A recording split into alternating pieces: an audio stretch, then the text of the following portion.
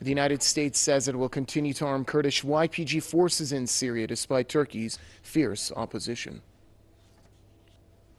We have always been clear with Turkey that the weapons provided to the Syrian Democratic Forces would be limited, mission-specific, and provided on an incremental basis to achieve military objectives only.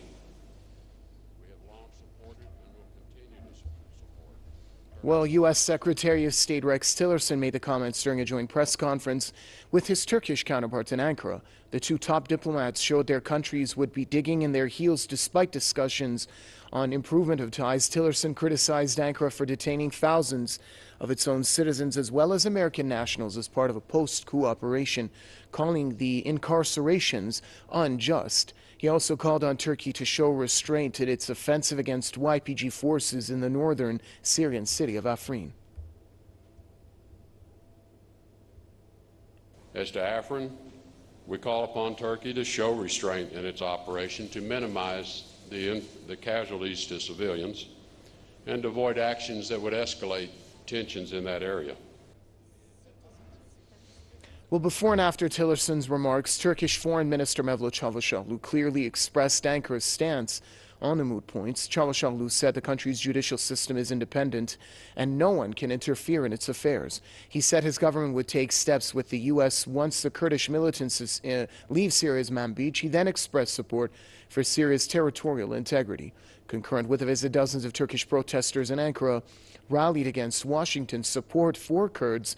The conflict of interests in the region and a series of other issues have seriously soured relations between the U.S. and Turkey in recent years. Press TV's Rashan Saglam earlier joined us with her update on the meeting between the top U.S. and Turkish diplomats.